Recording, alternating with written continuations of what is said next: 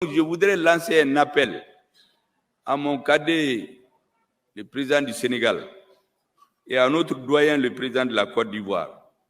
Il ne faut pas être utilisé par une puissance étrangère pour son agenda personnel. Demain, vous ne serez pas là.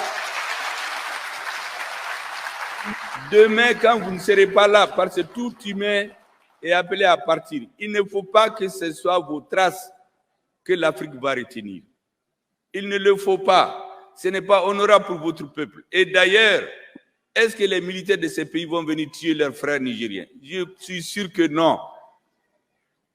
Personne ne veut de cette guerre. Moi, j'étais surpris un peu récemment par une sortie de mon cadet Macky Sall. Vous savez, en 2018-2019, moi, je suis beaucoup. Macky Sall a une conférence sur la paix au Sénégal, s'est interrogé. Il dit, mais comment au Mali, on est jusqu'à 15 000 hommes armés et le terrorisme continue de s'étendre? Personne n'a pu lui répondre. Vous voyez, cette lucidité est perdue cette année. Quand le Mali a demandé à l'administration de partir, c'est le même que j'ai entendu dire, mais comment les Maliens vont s'en sortir si l'administration n'est plus chez eux? Mais il faut apprendre à être cohérent. Vous savez, quand on dirige les pays, on travaille pour l'histoire. Il faut penser à ce qu'on laisse. Il faut penser à son héritage politique. Le doyen Houphouët-Boigny, les gens disent ce qu'ils veulent de lui. Chacun a son opinion. Moi, je ne rentre pas dans les débats idéologiques, mais je constate seulement que son grand parti, le RDA, ils l'ont fondé au Mali. Mais plus, vous savez, à la veille de ce qu'on appelle la démocratisation, Houphouët-Boigny a dit aux Européens, il les a mis en garde, qu'ils sont en train d'exploiter l'Afrique, mais qu'un jour viendra, dans 40 ans, dans 50 ans, on est aujourd'hui peut-être à 50 ans, que les Africains n'accepteront plus ce que les Européens sont en train de faire. C'est Houphouët qui a dit ça devant des Européens. Et Houphouët leur a dit qu'un jour viendra où on discutera non de l'acier, non du prix des minerais de fer avec les Africains, mais du prix de l'acier. C'est très important. Dans tous nos pays, quand vous fouillez dans l'histoire, vous trouvez que les Africains se sont révoltés contre l'injustice. Maintenant, nous avons des nouveaux dirigeants. La jeunesse ne veut plus ce qui s'est passé par le passé. Elle n'en veut plus. Il faut changer de paradigme. Il faut que le prix du cacao soit fixé à Abidjan, au Ghana désormais, et non à Londres ou à Paris.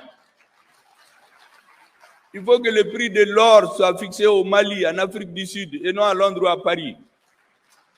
Il faut que le prix du cobalt et des matières rares se fixe au Congo, et non à Paris ou à Londres ou à Bruxelles. C'est pour ça que nous nous battons. Je dis donc aux Nigériens pour terminer, tenez bon, vous n'êtes pas seuls. Toute l'Afrique regarde aujourd'hui le Mali, le Niger, le Burkina Faso et d'autres pays. Je comprends que pour des questions de sécurité, nos amis européens vont dire à tel ou tel chef d'État, attention, il ne faut pas que ça prospère au Niger, sinon ça serait votre tour. Mais ça, c'est une façon non historique de voir la situation. Un président qui travaille bien, il s'entend avec son armée, il n'y aura pas de problème. Mais un président qui vient dire à son armée de baisser les armes, parce que les terroristes sont plus forts que lui.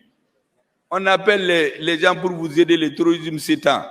Mais l'armée est obligée de prendre ses responsabilités. Et je finis par vous dire que l'armée ne peut pas à elle seule prendre une situation en main. Il lui faut être avec son peuple. Les Nigériens sont majoritairement aujourd'hui pour le changement. Le prix de l'uranium, pourquoi on ne le fixe pas au Niger? Au lieu de prendre seulement l'uranium au partir. La Guinée, c'est un scandale géologique. Pourquoi on ne fixe pas le prix des matières premières là-bas? On vient seulement prendre dans des bateaux et aller le fixer ailleurs. Nous n'en voulons plus. Donc vous êtes nos ambassadeurs. Dites aux Africains, nous ne sommes contre personne. On n'est pas contre les Français, on n'est pas contre les Américains. Nous avons des amis, nous avons des citoyens maliens qui ont la double nationalité. C'est que nous voulons qu'on nous traite d'égal à égal, qu'on nous respecte et rester conforme aux 3 principes que notre président Assimi Goïta a